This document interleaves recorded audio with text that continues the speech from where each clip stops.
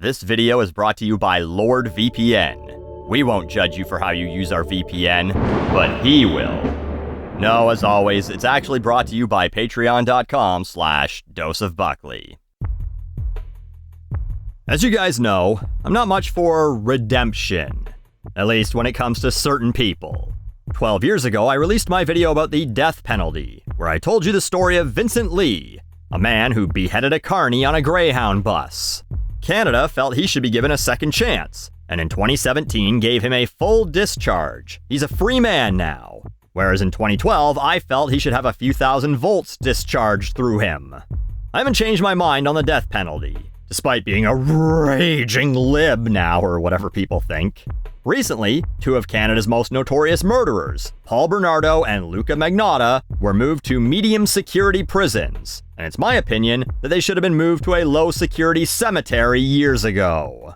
So, that's my opinion on murderers. But what about the next worst crime according to Twitter? Taking your clothes off in exchange for money. Well, one of the biggest stories on social media for maybe a month now has been the story of Nala Ray. You may know her as that redhead whore. No, but she's an OnlyFans girl. Or, should I say, ex-OnlyFans girl. This time last year, she was the focus of many online articles where she bragged about her 7,000 online boyfriends, and that men in real life were too intimidated by her looks and financial success to date her. I mean, they might have also had a slight objection to attempt a monogamous relationship with someone who's bragging about showing their vagina to 7,000 men every night. But no, it's probably the finances.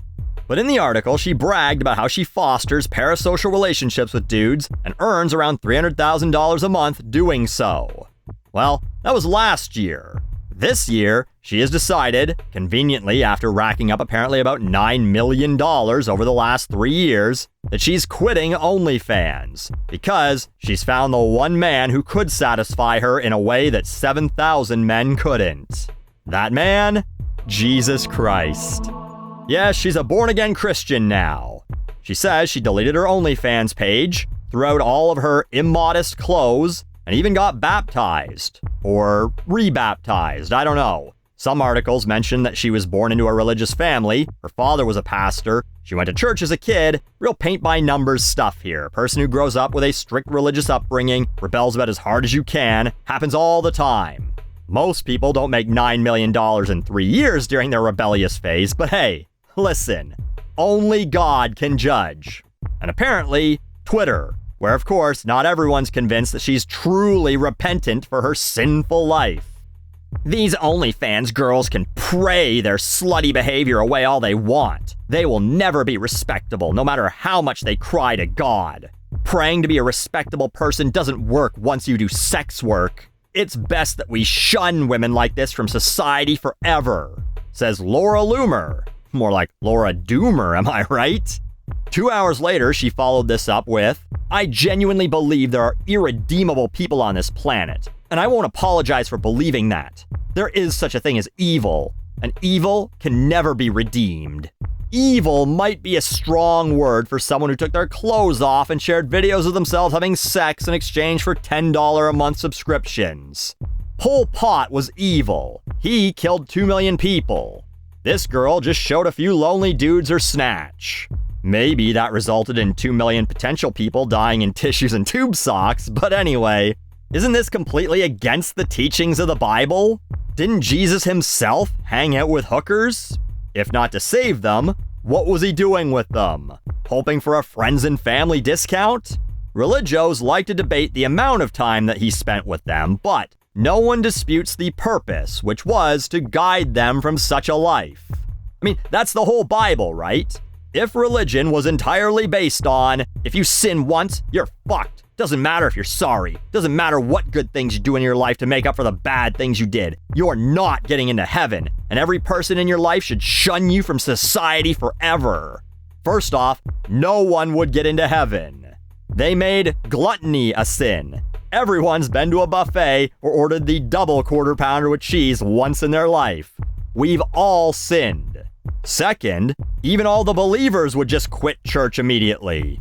No reason to go. Nothing I can do now. I spent a whole day playing video games when I was 12 years old. That's sloth. I sinned. I'm out. No reason to waste an hour every Sunday trying to get back in. And also, is that not the ultimate cancel culture? Laura herself claims to have been the victim of it. She calls herself the most banned woman in the world. In a book you can purchase for $37 in hardcover on the world's largest e-commerce site, and constantly rallies against cancel culture and social credit scores. But proudly proclaims a woman should be shunned from society for her actions forever.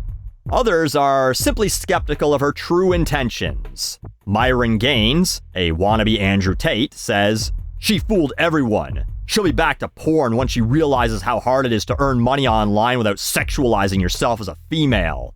This is why so few women make money online without being 304s.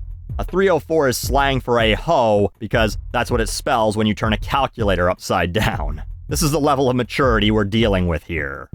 This is signaling to your young women they can whore it up for easy money. The come right back, no harm, no foul," says some other goober. It should be noted that it's not that easy. She did well, but apparently the median income for most OnlyFans girls is $180 a month. So, some people believe that she's leaving behind that easy money, $300K a month, to make probably a lot less. Nobody is dumb enough to not understand that her conversion to Christianity is a grift, right? I mean, I know that some of y'all are thick, but seriously. Why can't women quit doing corn emoji when they convert Christianity and just go to church like normal people? Why does every single one of them start a paid ministry immediately upon converting? You know why. Money, and because they still need to be the star of the show. There's certainly some reasons to feel this way. Almost immediately upon announcing that she was quitting, she also announced she was releasing a new clothing line, which she promoted by dancing with a baggy sweater and no pants on, filmed at a low angle. Very Christian. And, oh yeah, her conversion was aided by her new boyfriend, now maybe husband, a man named Jordan Giordano, who, oh so conveniently, happens to be a Christian influencer. So, she'll have access to that audience.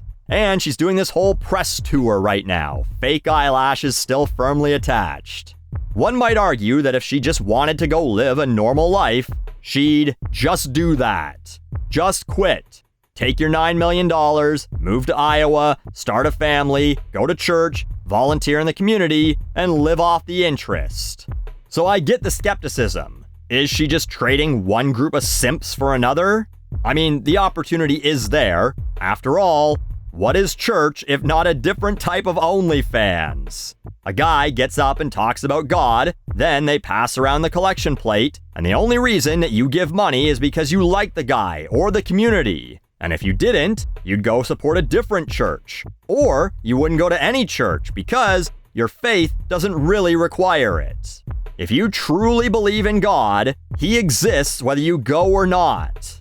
I believe in gravity, but I don't have to go somewhere and give someone money once a week to stop myself from floating away. So, time will tell if she's genuine. But, as for whether or not she even can be redeemed, a male porn star became a pastor a few years back. Said he starred in 1,000 videos. That's a lot of fucking. And the church said, "We forgive you. Here, go ahead and lead a congregation."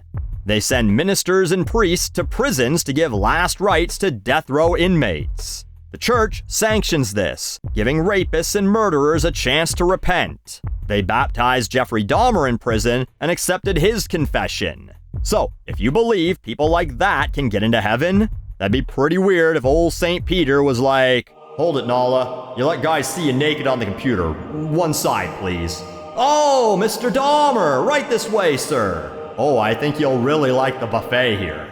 And I already know I'm not going upstairs when I die. I mean, especially after that. But if you're going to tell me that after living a decent life, my reward is to go to a place where they've rejected all the girls who put out, I'd be headed for the express elevator to the bottom floor anyway.